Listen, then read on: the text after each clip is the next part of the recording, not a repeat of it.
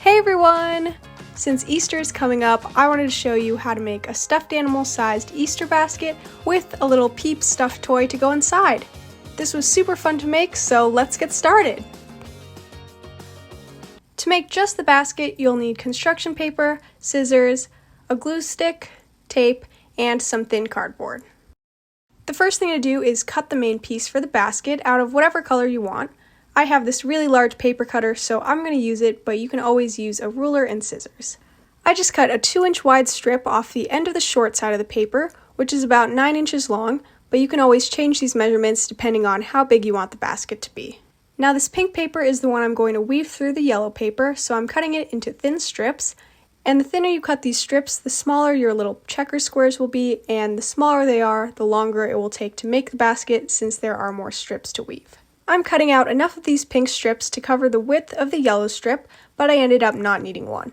Now moving on, I'm going to grab my wider main piece and fold it in half lengthwise, then start making cuts in from the folded edge, making sure to stop about 1/4 inch away from cutting all the way through. And if you want your basket to have a perfectly square pattern, you'll want to space these cuts the same width as the thin strips you cut, but if you're fine with rectangles, you can cut them further apart. Having them so close together does take longer though. After going all the way to the other end, it's time to start weaving, so I'm taking my first pink piece and laying it over the first yellow section, then I'm going to tuck it under the next little yellow strip and go over the next one and under the one after that, and just continue that until it reaches the other side. So I'm just alternating having the pink strip go under and over the yellow until it's all the way through. This can take a while to get the hang of, but my grandma actually showed me how to do this kind of technique when I was little, so I've had a lot of practice. Once it is at the other end, I'm going to push this first strip up as high as possible and then use a glue stick to secure each end down. And now I just need to repeat that with the rest of the pink paper, making sure to alternate the pink piece starting on top or under the first yellow edge so you get this nice checkered pattern. For some reason, I find it's easier to feed the paper through when I start with it on top of the yellow paper, so I just like to flip the piece over between each strip. Towards the end, it gets trickier since there is less space to maneuver the thin strip through the yellow piece, but if you run out of space for another strip and still have the little cuts showing in the yellow paper, don't worry because we're going to fold that over later and you won't notice it. After everything is glued down, I'm going to fold that edge over and then make some small cuts along there, and as you can see, I'm not making very many, but this is just so that when the paper is shaped into a circle, this fold on top will be more flexible and bend easily into the circle. Now I'm gluing this down, but leaving the last flap open because when we connect the two ends to make a circle, I like to tuck the other side under this flap to secure it better, and I'm also gluing the rest together, overlapping it enough to look like one continuous piece. Now that it's formed a circle, I need to cut out the base of the basket, so I'm grabbing a piece of thin cardboard and placing the basket on top to trace it.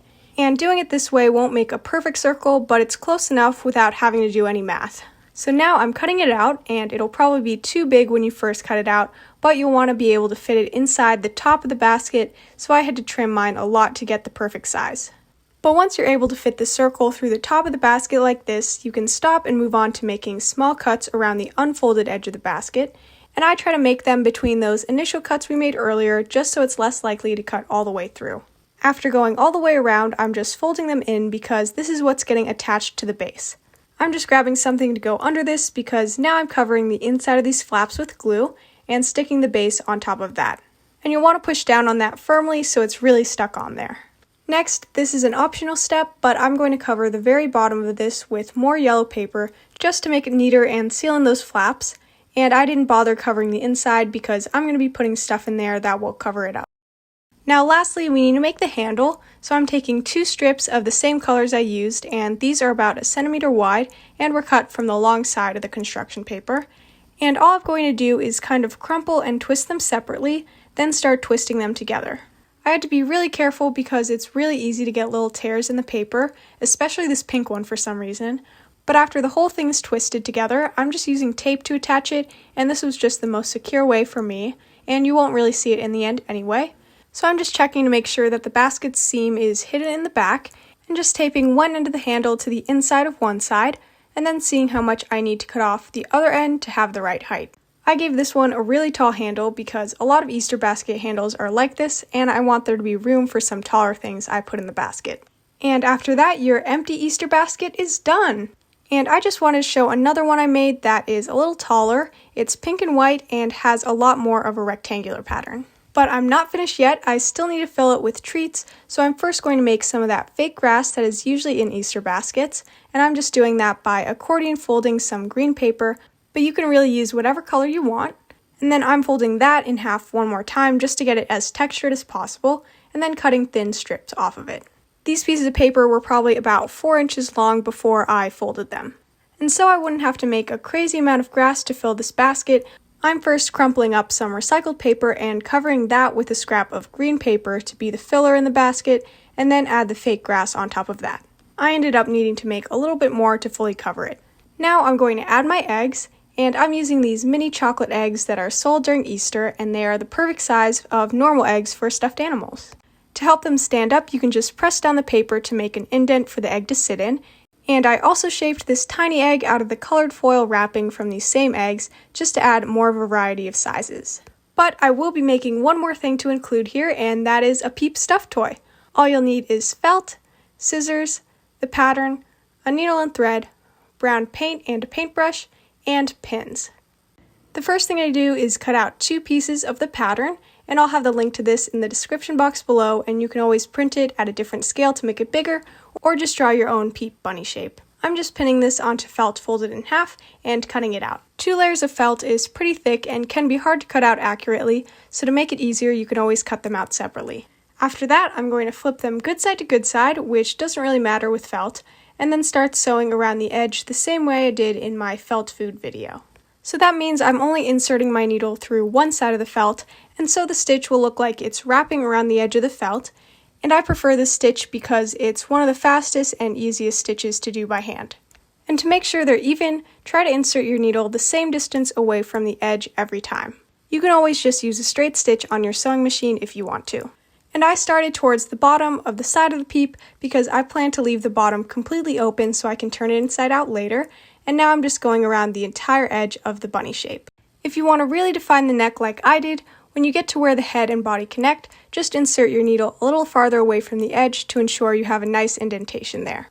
I ended up stopping a little before the very bottom of the Peep because I wanted to make sure the opening was big enough to turn it inside out. And now I'm just locking the end of my thread. Now it's time to turn it inside out, and I needed to use the end of a paintbrush to help poke out the ears and the cheeks. And I even needed a marker just to help poke out the head. This is a very small stuffed toy, so it may take a while.